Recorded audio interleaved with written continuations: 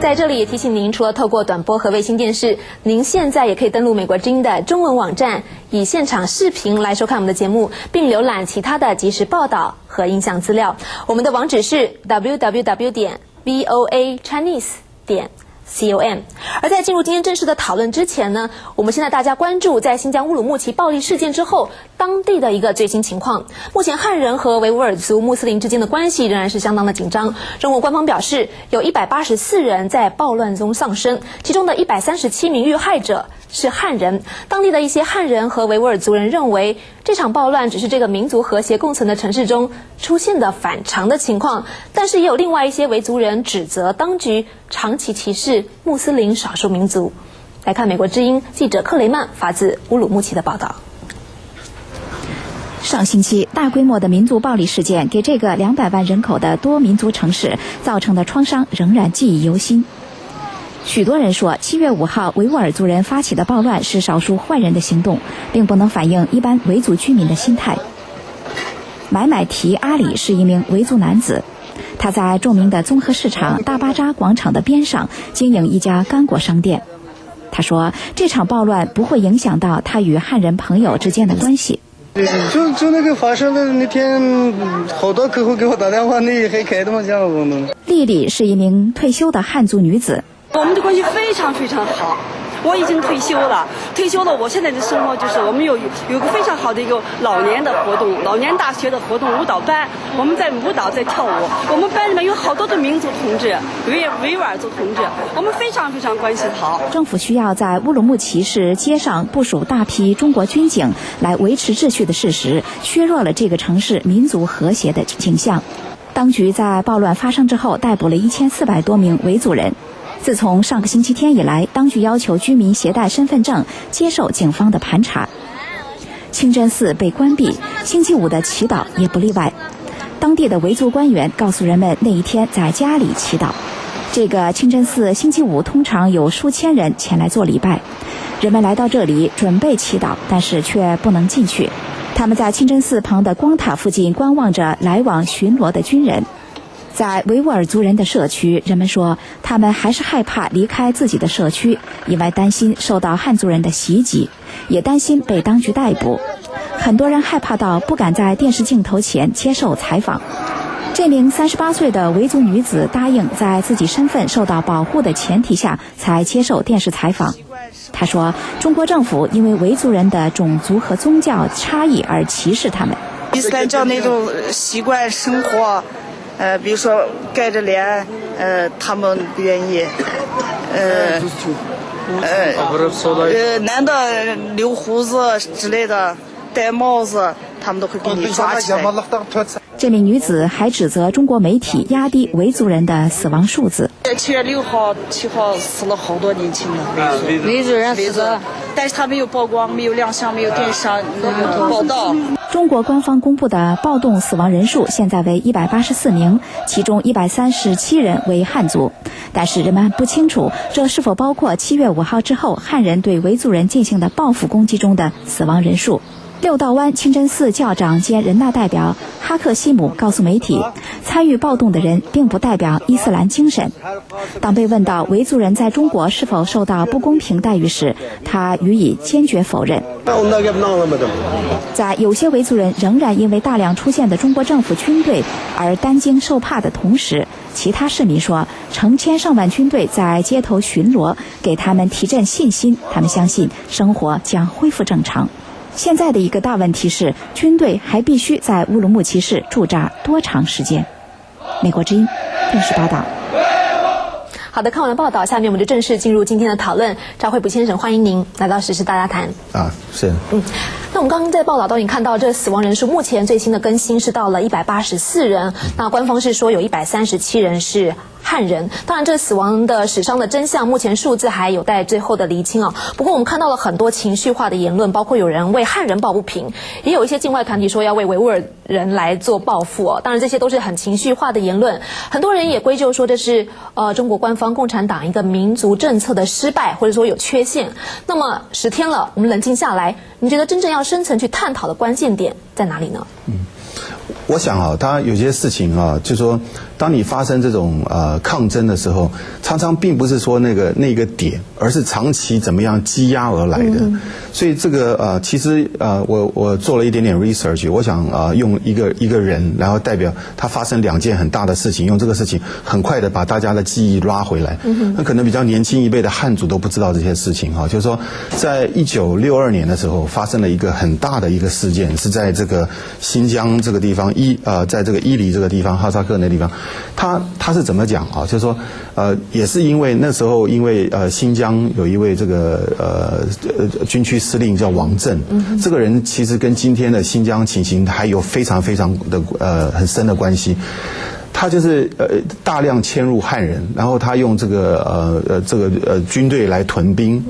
他创立了这个新疆生产建设兵团啊。那么这个兵团就慢慢来迁入很多汉人，结果呢就压缩到了这个新疆人的这个生存的空间。那当然你来抢了我的土地，来让我不能我卖的东西没有你的便宜，所以让我不能生存，他们就会抗争。那次事件大概有2000多个这个当地的新疆人就来抗议，结果因为可能在那个时代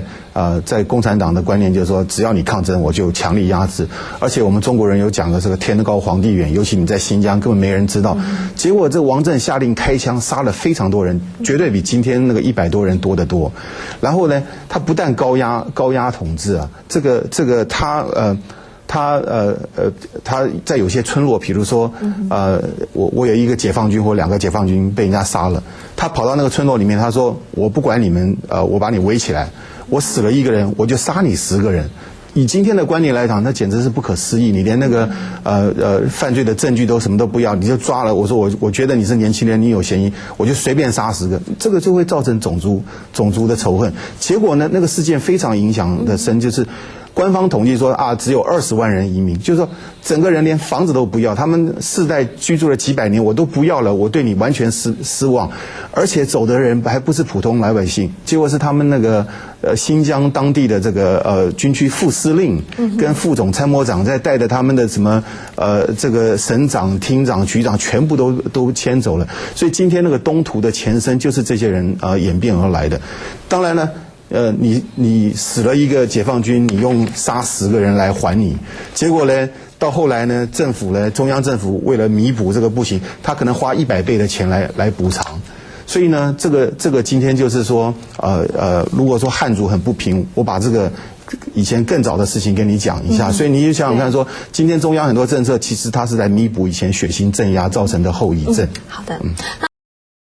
那我们知道说，这个当然新疆骚乱有很多原因，也有近因。当然很高兴听到您从历史上也做一些人物的分析。不过我想先暂时跳脱出来，从中国国内跳脱出来，因为其实我们放眼国际来看，这不单纯只是中国共产党民主政策单一的问题哦。事实上，世界各国都有很多的种族的仇恨、跟种族的冲突或民族的暴乱。那我想在这边举几个例子，跟来宾呢一同交流哦。那我们从最近美国来看，美国在1965年跟92年在洛杉矶都有震惊世界的黑人暴动啊，斯瓦特非常的震撼世界。当时死亡人数根据当时的报道，在92年的时候有53人，有1万多人被捕。再来看欧洲的例子，最近的一次05年在法国也有穆斯林青年的一个暴动啊，当时是波及了300多个城市，有将近3万辆的车辆被烧毁。这是美国跟欧洲的例子。当然在澳大利亚我们也看到雪梨也在05年有一些类似像这样的暴动哦，就是澳洲的白人青年和阿拉伯裔的移民之间有械斗。那绕到亚洲也有很多像新加坡啦、印尼、马来西亚也有类似这些种族的仇恨所引发的冲突。那最激烈的例子就是俄罗斯的车臣，这基本上是已经这个民族矛盾已经升级到一个战争的情况了。当然我在这边强调并声明说，这些所有的种族冲突例子都不是完美的类比，可以跟中国新疆的例子来结合。不过我们从这些世界各国种族冲突所经历的一个苦难的道路来看，您觉得这些例子可以给中国的新疆或是西藏等民族矛盾带来一个什么样的启示呢？我想就是你用整个事件来看，我们用一个人的一个基本来讲，就是说，如果我生活得好，我有工作，我很可能就不太容易暴乱，对不对？所以每次有暴乱的，一定是有长期的有一些不平衡，因为你的机会比我好。或者是我去找工作，尤其是新疆人，我看了很多这10天来看了也蛮多报道，很多新疆人说我也念了大学毕业，结果我去找工作，结果你在公家单位永远都不录我，为什么？前面考试成绩我都够，一跟我那个面试，一看我长得就是异族，你就根本就不给我机会，这样子会造成很多问题。美国其实是个大熔炉，美国这200多年来，其实花了很多时间来，尤其是从1965年这个金恩博士事件以后，他花了这40-50年来花了很多时间来处理这个种族问题，所以很可能如果今天有空的话，我们可以介绍一点点美国的这个政策。当然，全世界都有这个问题。那我觉得就是。如果说利益不均分，就会造成冲突。再加上因为你不同的种族，这个事情就会变成非常非常的不可收拾。所以我想这个异中求同，就是说如果说每个人都温饱，他就不太会造反，对不对？因为他每天上班下班，有小孩子要去上课，他哪里有时间去搞这种事情？所以我们用一个人性的方式来看，不要把这个Muslim 当成一种异类，因为我们华裔，比如说在你刚刚讲到印尼是因为，尤其是泰国、印尼，他华人很聪明、很勤奋。当你在那个地方呢，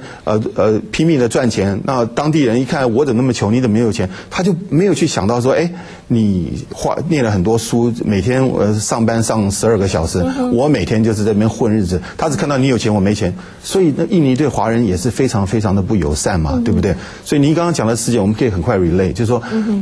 是因为两极化的关系，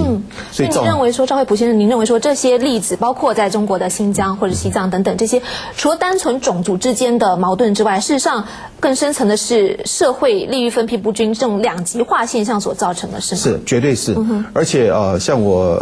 几个礼拜前刚好在北京见到一些这个中国比较年轻的经济学者，他们特地跟我讲一个，他说。在中国，就是去年2008年的时候，政府那个政策要进的太快，造成了一个叫做涉安的大跃进哈，跟几十年前的这个生产大跃进类似。就我觉得这会造成这个原因，就是它造成了3700万，以他们的统计比较准确的数字是3700万的农民工去年完全失去工作，那办公失去的更多。所以这个影响其实我们今天看到这个新疆只是一个因为有种族，所以看起来好像蛮严重。其实你没有看到的是这3700万失业的人，也是一个非常非常不平衡的一个族群啊。他为什么尤其是这些农民工到了城市，看到你城市的富裕，看到你吃一餐饭，我上次说我在北京看到他们送一盒茶叶1万块人民币。你知道吗？那些农民工回到家乡里面找不到工作，一个月可能就是400块、600块过日子，你知道他怎么会心里会平衡？对不对？这个两极化非常严重。你看，我观察了一下，我觉得中国大概有几种类型的两极化啊。第一个是人才的两极化，是啊。那么第二种是这个城市乡镇的两极化啊，然后发展的两极化。所以我等一下我们可以有机会我们再深入再讨论一下。然后今天我们又开放听众观众朋友们踊跃打电话进来，我们大家一起集思广益来理性的探讨说如何来解决这个问题为中国寻找出建立一个尊重多元文化跟公平的社会。不过在接听电话之前，我很快再请教赵惠普一个问题，因为您是这个从事教育方面的工作，那我们其实从国际的例子也看到说，虽然说美国和欧洲在解决这些问题上面也都提出了一些法案，像美国有所谓的平权法案，在欧洲一些国家像英国有所谓的同化政策，但这些做法实质上都还是遗留了很多的问题很多人认为说，除了这个法案或者是说政策方面呢，应该从根本的教育上去着手。我知道您是一个教育工作者，您认为教育是一个根本的解决之道吗？创立一个更公平的社会，一个更尊重多元文化的社会。是，当然，我觉得教育呢是很多事情的重要的因素之一啦那么美国的，你刚刚讲到美国的平权法案，其实像我去年我们在维吉尼亚州，你看美国已经民主发展蛮先进的，我们才通过，因为要保护我们少数族裔。让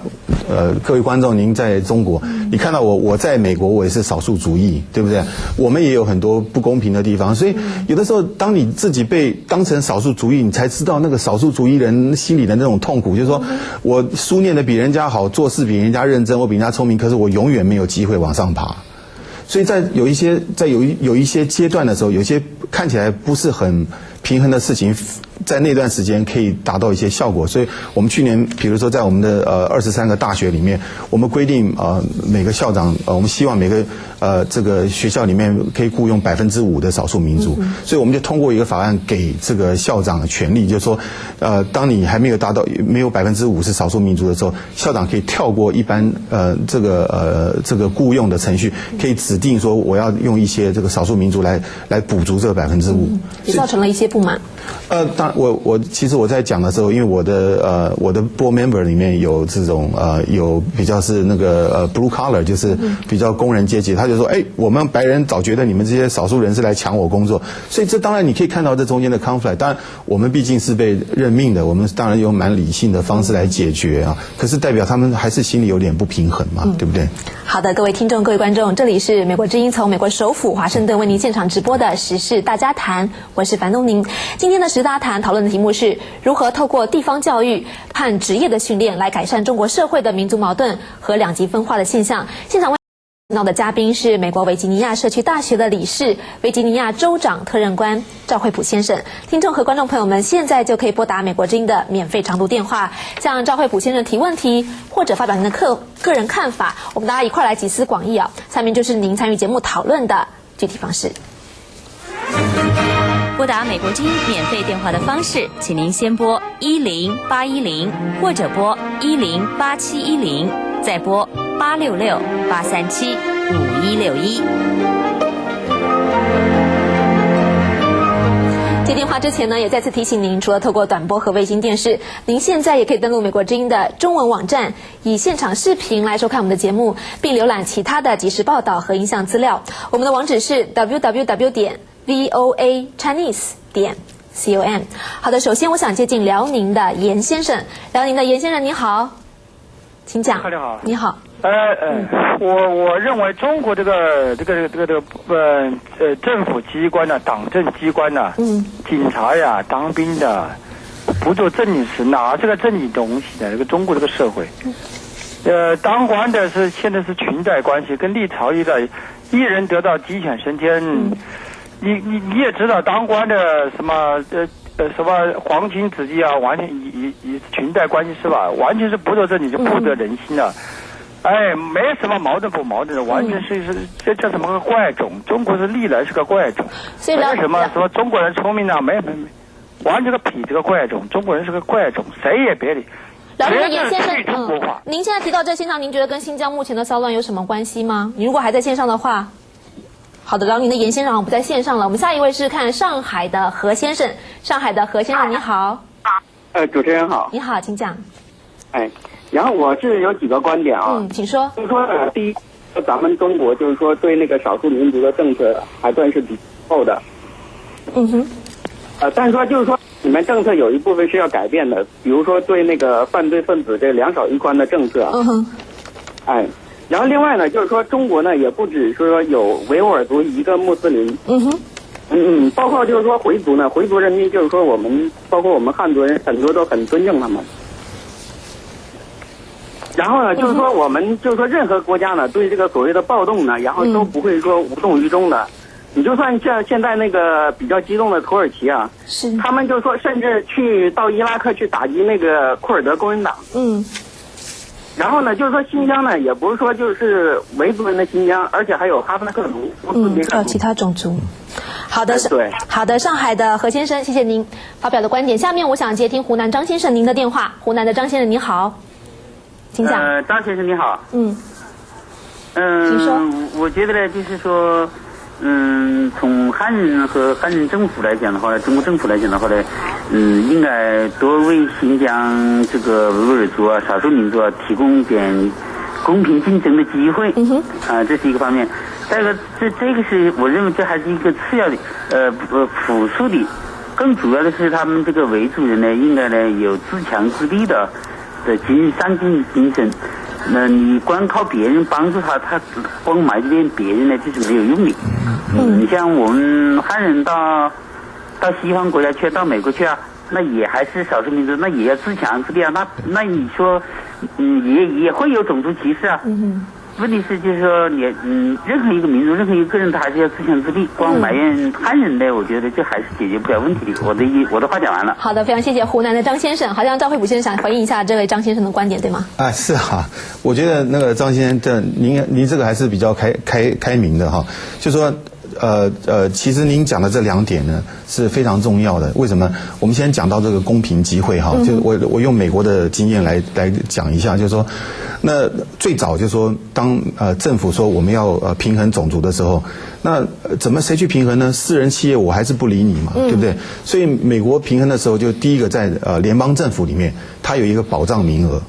它是保障名额里面就是说，只要你去念书，我就给你这个机会。所以我在讲这个，就只要你去透过一般正常念书的管道，然后我就给你机会。可是因为少数民族又很穷，所以呢，我就提供了一些，比如说贷款。那我知道中国现在对这个少数民族政策，尤其像新疆，他们为了补偿当初血腥镇压，所以他们就很多人就是考试呢也加分，结果你到那个学校你又跟不上。那你还不如硬要去挤北大，你干脆到普通一般2级大学，你可能程度还跟得上。我觉得这个加分制度可以讨论，可是你应该提供一些这个贷款，而不是到后来我听说了，就是说到现在变成是一些新疆高干的那些少数民族的干部的子弟就变成一个管道到北京去混到大地方去，这样其实并没有真正解决的问题。所以刚刚您这个湖南的张先生您讲说提供这个公平的机会，我觉得这个政策可以改到就是说，只要你鼓励这些学子，不见得一定要到北京念书。我觉得是我们如果有机会讲到我们社区大学怎么样可以在这个新疆那边发展一系列的这个另外一类的教育的方式的时候，会很重要。然后你提供很多让那些贫穷的家庭可以去有这个教育的补助，所以那个大学的这个学费对他来讲就并不是就是给他一个机会，让他们去考。政府机关，然后联邦的里面可以提供，就不但是当然对新疆对很多少数民族，你可以有多少的一个保留的一个名额给这些少数民族来参与。好，但我想这个就是一个，那他们也可以就自足自立了啊。刚才我也想很快针对这个上海何先生的一个问题，很快请教你在听下一轮的听众观众之前他提到这个2少1宽，就是说对于犯罪的维吾尔族人可能就是少抓少杀，像这样的一个政策，其实在当地也引发了一些反弹和争议事实上，我们如果他刚也提到说，民族政策应该要做修正。中国政府除了给钱，除了2少1宽这样的政策之外，是不是应该在实际的文化层面给他们更多的照顾，比这些政策还要更好呢？您认为民族政策该做什么样的修正？对，当然，你还是讲到那个新疆，它还是蛮特例的，就是说，中国它很奇怪，那个新疆那个地方是有他们地方自治政府管一块，那个军政府也管，然后那个变成有点四不像，你知道吗？那么你应该尊重他的时候，就是说我这样讲，就是说，你当初因为太血腥镇压，造成很大的影响。今天你花了100倍来补偿，所以你对他们有一种补偿心态。可是事情已经过了好像40-50年了，这么新的一代就不知道为什么中央要对他们那么容许，他忘了他当初那么整个种族都在迁移，所以呢，我觉得这个政策当然是也不需要特别重，就是稍微以教育的方式，然后呢把这东西淡化，然后改变一下政策，这样是。具体细节的建议我们稍后再一一来谈我们再接听一轮电话，想请山东的孔先生发表您的看法。山东的孔先生，请简短发言。你好，你好，大家好。关于这2天我在想这样的问题，如果是戈尔巴乔夫、蒋经国，或者是胡耀邦、赵紫阳，他们作为领导人遇到这种情况会怎么办呢？什么是教育？我们中国共产党万岁，进行共产主义教育，可是贪官污吏越来越多，敌人越来越多，穷人越来越多。苏共解散了，柏林墙推倒了，8964，我们是教育市民学生呢，还是教育下令向学生开枪的首长？好的，谢谢。我认为不是教育问题。好的，谢谢山东的孔先生，我们明白你的意思了。当然，除了体制的改革之外，其实教育也不只是光谈这个共产党思想教育，也包括了职业教育跟地方社区的教育。稍后我们再请赵慧比先生继续为您分析，请您继续在线上听着。下一位，我想请河北的电视观众李先生参与我们的讨论。河北的李先生，你好。你好，请讲。75世界既不是民族问题，也不是宗教问题，是分裂和反分裂的问题。美国政府公开的支持热比亚和世委会，从事分裂中国的活动，我对此感到非常气愤，呼吁美国政府立即停止支持社委会等分裂组织。中国共产党万岁！好的，谢谢河北的李先生。下一位是黑龙江的孙先生，孙先生你好，请讲。这个就是民族种族纷争是历史形成的，有宗教还有领土问题都能形成这种棘手的问题，这个在各国也没有得到解决。我们中国发生这件事情也不是那个偶然的，这也是历史的必然原因，我认为。然后那个嘉宾说的很对，就是它就是有制度，还有两极分化，特别是两极分化，大家都是平等的，他生活很自由。他就不能产生这种矛盾。现在就是穷者越穷，富者越富。现在是把一部分人边缘化了，不管是新疆人或者是汉族人或者其他的少数民族都有这样的嫌疑。世界也是这样的，非洲越来越穷，美国越来越富，其他的新兴国家也在越来越富有，没有带动起来非洲的经济，这也是国际问题。然后中国这是全民所有制，现在我们也没有分享到那个劳动成果，然后我们也是靠自己打拼来赚钱的，然后每个人要是把这国家财产分了，要全民所有制真的分的话，那每个人都能分到，我算过每个人都能分20万多。好的，非常谢谢黑龙江的孙先生，谢谢您啊。那孙先生提到了很重要，就是这个中国社会两极化的一个现象和贫富不均的现象。事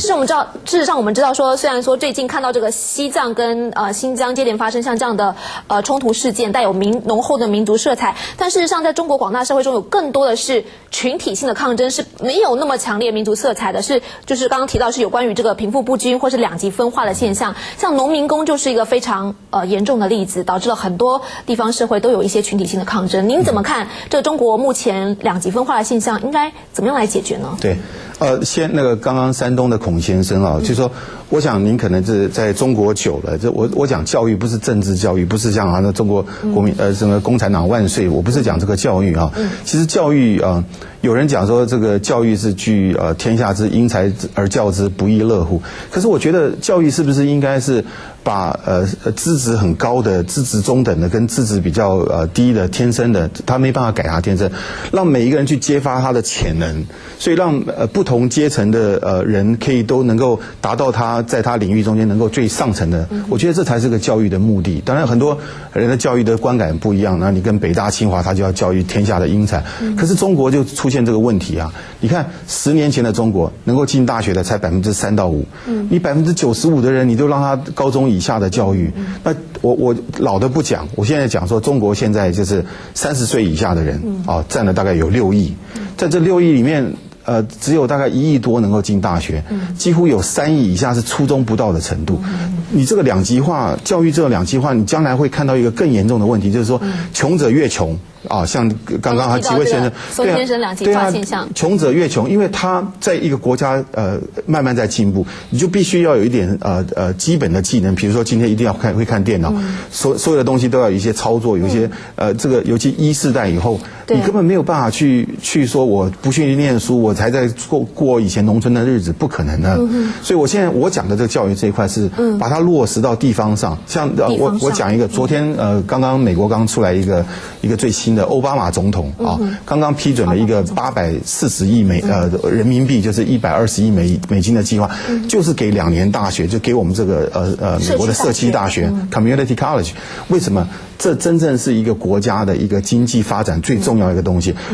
我训练那么多博士干嘛？一个工厂里面用2-3个够了，你几千上万的工人，你需要那个基本技能嘛，对不对？而且不但是这样子，中国有很多卫生，我想中国的观众非常清楚，你买东西你都怕被毒到，喝牛奶怕碰到这个山路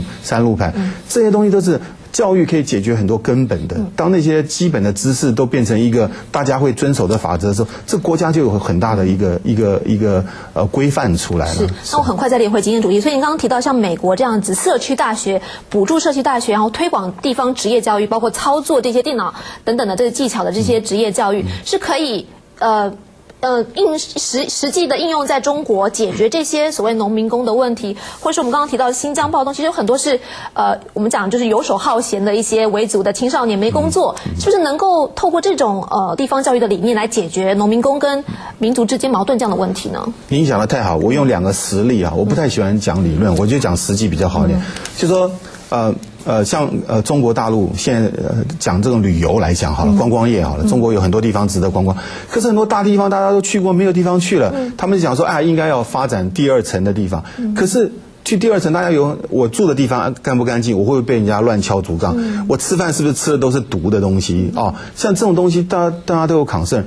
在地方教育里面，他有很多地方人才，他很可能不需要很伟大的这种教育，可是他把这种，比如说我当博士、硕士等等，对，我很可能我当个厨师，可是我厨师我就学了很多这种什么卫生的观念，什么细菌怎么出来。当你受过那么多东西的教育的时候，你在处理食物的过程，你就会用很干净的方式，所以就会造成说，比如说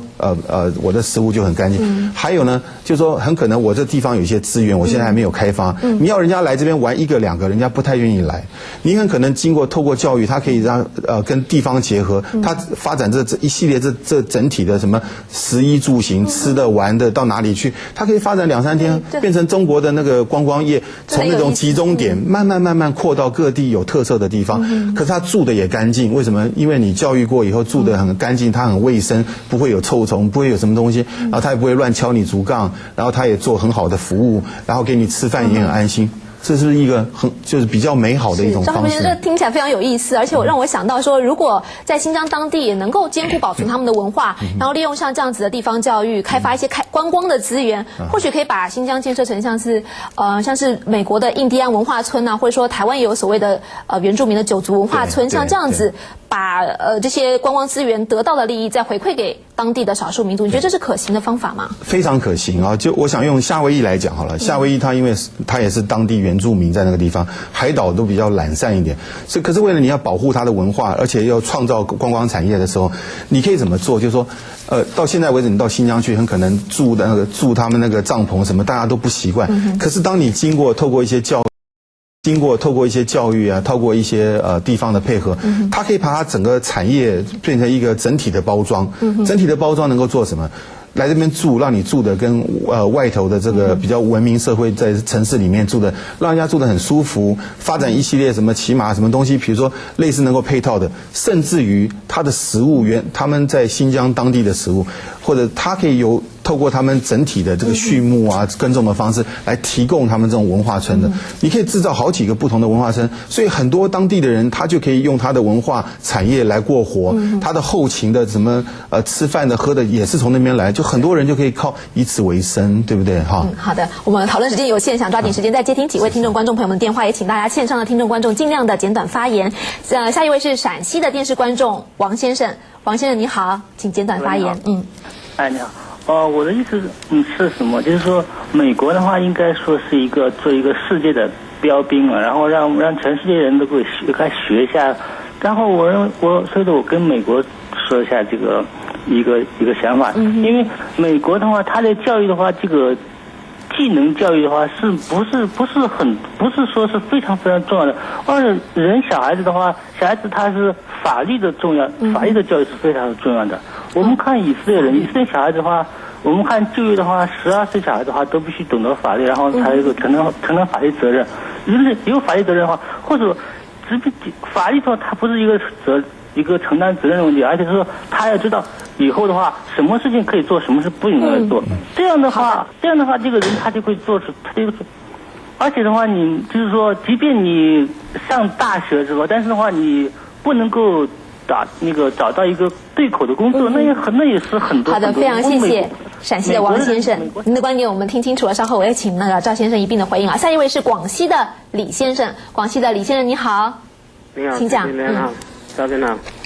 我很赞赏那个嘉宾说是用那个教育来解决这个问题，但是教育是最终的富国之本，就是懒见的那些。我是少数民族的，那些共产党是用那个硬件来治标的，他用那个经济杠杆来，比如在偏僻的民族地区的修路啊，或者建那个学校，或者给一些经济上的补偿来引导那个民族。谢谢。矛盾，但是解决不了长期的问题，因为从教育来说。谢谢广西的李先生，不好意思打断您，我们后面还有几位听众观众想抓紧时间，让他们所有的人都有机会发言啊，请大家尽量的简短。吉林的电视观众林先生，请简短发言。林先生你好，主持人好啊。新疆之所以发生动乱呢，那个骚乱呢，我主要有以下两种，一是种族歧视，维吾尔族啊找这个青年呢找不到工作，是。另外，你比方说在北京奥运会期间，维族人就被赶出了北京。第二呢是经济发展不平衡，将新疆的资源呢都转移到东部去了。你比如说吧，西气、东苏哈、克拉玛依油田等等这些东西都运到内地去，是。当地的维族呢却得不到实惠。我认为就是这样。好的，非常谢谢吉林的林先生。下一位是湖南的网络观众张先生。张先生你好。你好，两位嘉宾，你们好。听口音啊，你们两位好像是来自台湾啊。我想这个族群问题呢，台湾也存在，也有。大陆呢，我跟你讲是个多民族国家，56个民族，生活习惯呢有不同，各种环境啊，可能都有这因素。对于这个东部和西部呢，明显是很有差异。这个现在呢，政府也在这想办法，什么中西部大开发呀，都是解决这问题。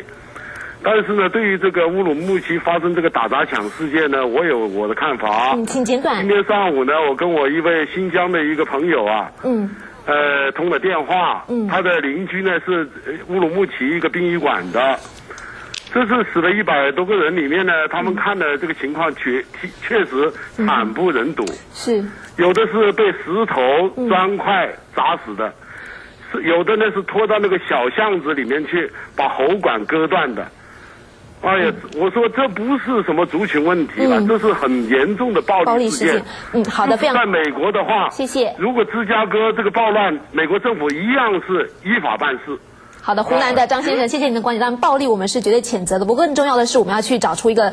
解决之道哈。那最后，我想接听北京王先生您的电话。北京的王先生，你好，请简短发言。你好。首先，我基本上同意前面那几个观众的那个观点。首先，我的观点是，首先我们的政府要检讨我们对少数民族地区的政策，这是第一。第二呢，就是说我们的而且第二要加强对少数民族的这个文化教育，因为我刚才那个朋友提到他这个网友，我有个网友也讲过，他说他的一位维吾尔人跟他讲过，就是说将来就是说新疆如果真的独立的话，把汉族人赶走，让哈萨克人给维吾尔族人放羊，让塔吉克人给他们做生意，维吾尔族一天就待着，就是晒太阳或者搞女人或者喝酒。所以他这个民族，他们一直认为维吾尔族人很懒惰，当然我没接触过，所以我觉得首先我们应该加强对这个少数民族的汉化，对他们加强教育。当然，同时我们应该检讨自己的政策。就像为什么美国它这个少数民族这个族群搞得相对来说不错，而前南斯拉夫或者前苏联为什么民族政策都搞不好？我们应该以此为借鉴。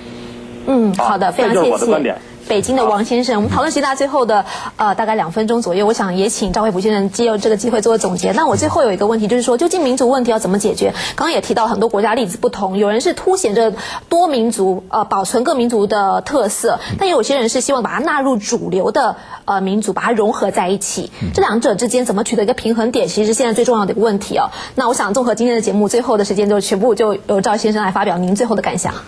谢谢，我有这么多时间。那个我想啊，刚刚有位那个那个陕西的王先生哈，您刚刚讲到一点点，我从这个地方来引申到后来哈，就是说您讲到说，其实美国好像是法律啊规范，其实你讲这个地方是讲的就是有点讲到蛮深处。教育不但是技能教育，在做教育的时候，他顺便呢还告诉你一些一般大家都能够接受的通范。就刚刚最后那个北京王先生讲说汉化什么，也不要讲说汉化，就是讲说咱们就讲说一个文明社会。一般对不同的人的基本的一种认知跟尊重，我可以跟你长得不一样，尤其是欧盟，我们用欧洲来讲一个，欧洲它那个它的历史上比如说德国侵略了很多国家，所以呢他们在欧盟在融化的时候，他说我了解你跟我不同，可是我的教育让我知道你跟我是不同的，我可以不同你的意见，可是呢，我尊重你发言的权利。我想这样以类似慢慢这种方式，我们如果说能够关注在以教育的方式来，当然不是唯一的教育不是唯一解决的方案，可是任何方案你不可以缺少教育。那么我想大概以这个方式来是一个很好的出发点。也希望中国真的能成为一个尊重多元文化并且分配非常均匀的公平的社会啊！非常谢谢赵惠普先生。不过由于时间的关系呢，今天讨论就为您进行到这里。再次感谢美国维吉尼亚社区大学的理事、维吉尼亚州长特任官赵惠普先生来参加我们的节目。当然了，也感谢听众观众朋友们的收听、收看和参与。